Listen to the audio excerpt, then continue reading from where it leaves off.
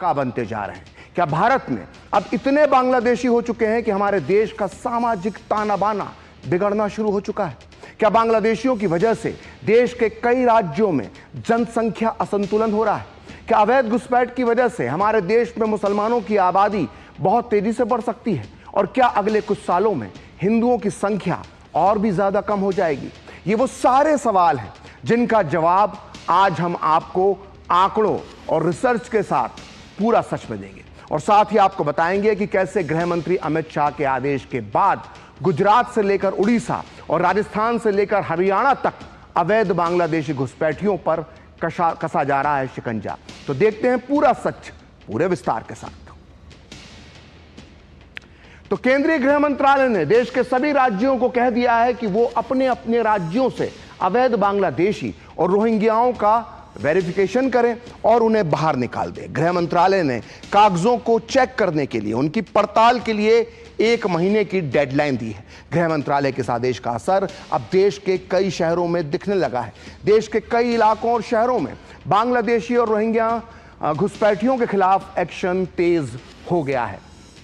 आप इन 5 अलग अलग तस्वीरों में देख सकते हैं कि किस तरह से घुसपैठियों पर एक्शन लिया जा रहा है। देखिए, गुजरात में अहमदाबाद में मिनी बांग्लादेश कहे जाने वाले चंदोला इलाके में एक बार फिर बुलडोजर चलने लगा है। यहां तूफानी तरीके से अतिक्रमण हटाया जा रहा है। बुलडोजर कहर बरपा रहे हैं।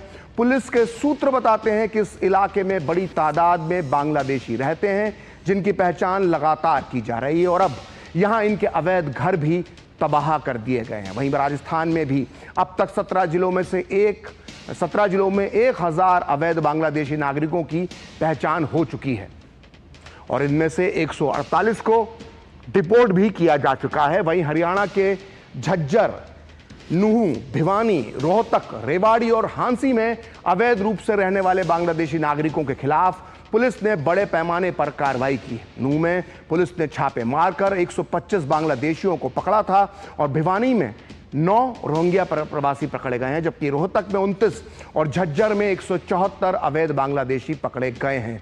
उधर उत्तर प्रदेश के मथुरा में 90 बांग्लादेशी अवैध रूप से रहते हुए पाए गए, जिन्हें अब पकड़ा लिया गया है। वहीं देश की राजधानी दिल्ली में भी अवैध बांग्लादेशियों पर लगातार शिकंजा कसा जा रहा है।